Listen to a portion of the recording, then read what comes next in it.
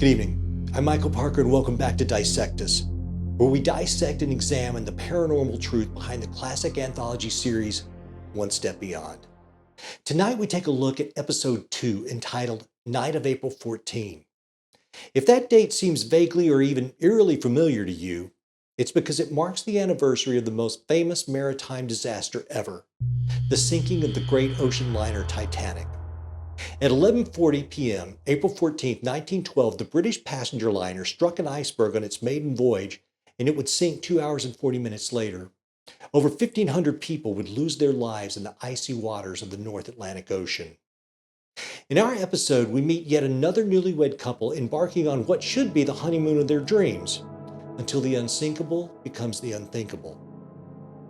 Bride-to-be Grace Montgomery begins having horrifying dreams of drowning in dark, cold water, and she's not alone.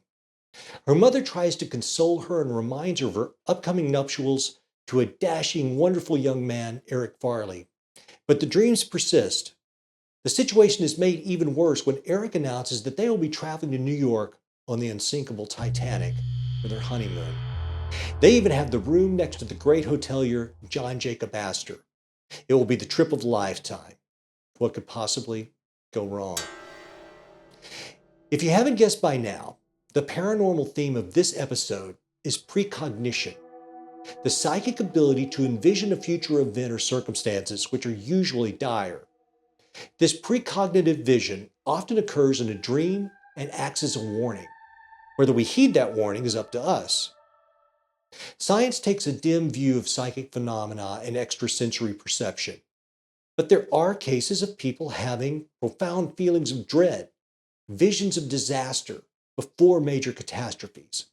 If we are all connected by a form of universal consciousness, then the larger the disaster, the more people may have precognition or premonition of the event. Or one person may have a vision of a single death that has global implications. Exactly 47 years to the day before the Titanic disaster, President Abraham Lincoln was assassinated by John Wilkes Booth. What is less known is that Lincoln had a dream that seems to presage his death about 10 days earlier. This account was given to the First Lady and his close friend and bodyguard, Ward Hill Lamon. On the evening of April 4th, 1865, Lincoln dreamt that he heard the sound of subdued mourning throughout the White House. Determined to find the cause, he walked from room to room, but he could find no one. Finally, he reached the East Room and saw a corpse, resting on a catafalque, being guarded by soldiers. When he asked one of the soldiers, "Who was dead in the White House?" the soldier replied, "The president. He was killed by an assassin." At this point, Lincoln awakens from his dream. A week later, he told Lamon that he was still strangely annoyed by the dream. 3 days after that, he would be dead at the hands of an assassin, 10 days after his mysterious dream. Clearly, this seems to be a precognitive dream of great tragedy. In the night of April 14, our newlywed, Grace, is not alone in having visions of impending doom, but also a Methodist minister in Winnipeg and a magazine illustrator in New York. Neither can explain the source of their dark dread, but they know it's a disaster at sea. Once again, illustrating that the bigger the tragedy, the farther the psychic ripple of anticipation spreads. In reality, there were many cases of passengers that boarded the Titanic with the expectation of never returning.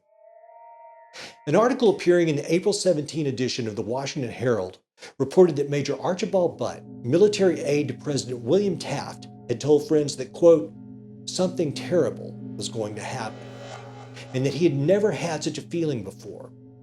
The feeling was so strong, he called in 3 of his friends and asked them to witness his will. In a final letter to his sister-in-law, he reportedly said, "If the old ship goes down, you'll find my affairs in shipshape condition." Both Major Butt and the previously mentioned John Jacob Astor would perish in the disaster, along with 1,500 other unlucky passengers, including the ship's captain, Edward John Smith. What could have changed this terrible and deadly outcome? Perhaps if the builders and pilots of the Titanic had read a very real book, which you could still buy, written 14 years earlier titled Futility, about the maiden voyage of an unsinkable ship that strikes an iceberg on an April night. The ship in the book was called Titan. Truth can be stranger than fiction. But what happened to our troubled lovebirds, Eric Farley and Grace Montgomery? Well, you'll have to watch the episode to find out. And as you do, ask yourself, have you ever had a feeling that you shouldn't go somewhere or do something? Did it make you change your plans, or did you do it anyway? Tell us your story in the comments section. Let us know what you thought of the episode. We always love to hear your thoughts.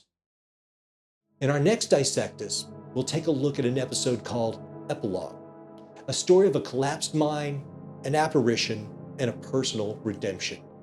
I hope you'll join us. I'm Micheal Parker. Good night.